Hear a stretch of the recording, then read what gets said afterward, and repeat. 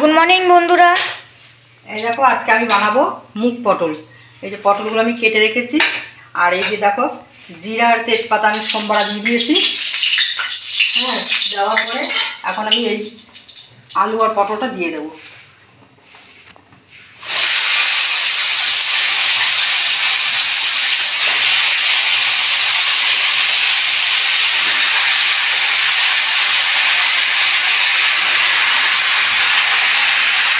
আলু পটলটা দিয়ে নুন হলুদ দিয়ে একটু জলের ছিটে দিয়ে ঢেকে দেবো।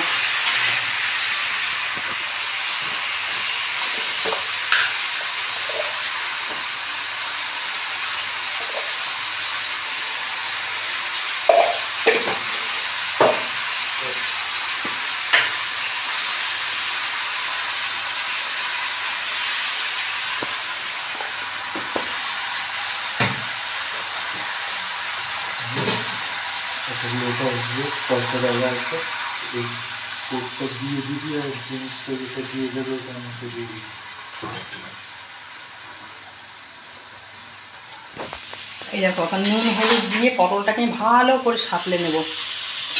একটু সিদ্ধ হয়ে যাবে যখন, তখন আবার তোমাদের কাছে আসছি। এখন একটু ঢাকা দিয়ে দেব।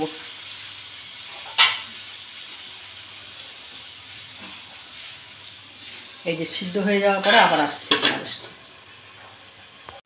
এই যে দেখো আমি এবার ঢাকা খুলে এবার এটাকে ভালো করে নেড়ে চেড়ে এটাকে একটুখানি ভেজে নেব। পটলটা একটু ভাজা ভাজা হলে না তরকারিতে স্বাদ হচ্ছে, একটু ভাজা হওয়া চাই। এগুলোকে নেড়ে একটুখানি ভেজে নিয়ে তারপর আমি দেখাচ্ছি। আমার আলু পটলটা তো ভালো করে একটু নেড়ে চেড়ে ভেজে নিলাম। এবার আমি এর মধ্যে দিয়ে দেবো এই যে এটার মধ্যে আছে আদা, জিরে, ধনে আর এই যে লাল লঙ্কা পাউডার। এই লাল লঙ্কা পাউডারটা ঝাল নেই, তো রং হবে। আর এর মধ্যে কাঁচা লঙ্কা দিলেও ভালো হয়, কিন্তু আমার কাছে কাঁচা লঙ্কা নাই জন্য আমি দিতে পারছি না। এই যে দেখো এই মশলাগুলো আমি এর মধ্যে আছে আদা, ধনে আর জিরে আর লঙ্কা গুঁড়ো। এবার দিয়ে একটু নেড়ে চেড়ে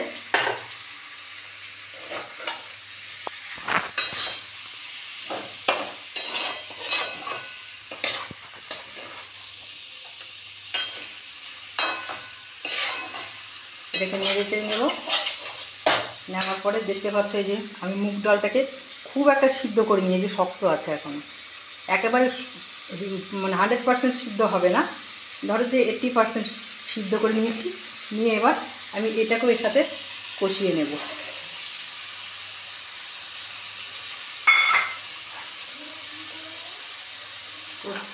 আর তার মধ্যে একটু দিতে হবে এই নিরামিষ তরকারি, তার মধ্যে একটু দিতে হবে চিনি। নিরামিষ তরকারিতে একটু চিনি না দিলে তরকারিতে টেস্ট হয় না, যার জন্য আমি নিরামিষ তরকারিতে হামেশাই একটু মিষ্টি দিই। এরকম এবং মুগ ডাল, যার জন্য এটার নাম হচ্ছে মুগ পটল।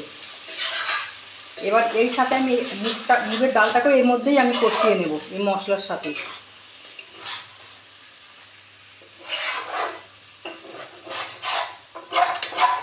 এই দেখো তরকারিটা থেকে এখন তেল ছেড়ে দিচ্ছি। যখন তেল ছাড়তে শুরু হবে ভাববা যে আমার মশলাটা কষানো হয়ে গেছে। এবার আমি কী করব, এই যে বাটিতে মশলা ছিল সে মশলা বাটিটাকে ভালো করে ধুয়ে এই দিয়ে দিলাম। দিয়ে এবার আমি জল দেবো যতটা দরকার।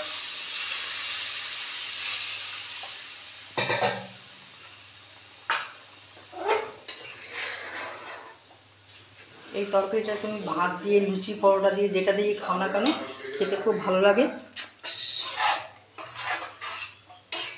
তো কথা হচ্ছে যে একবার তোমরা বানিয়ে খেয়ে দেখবা।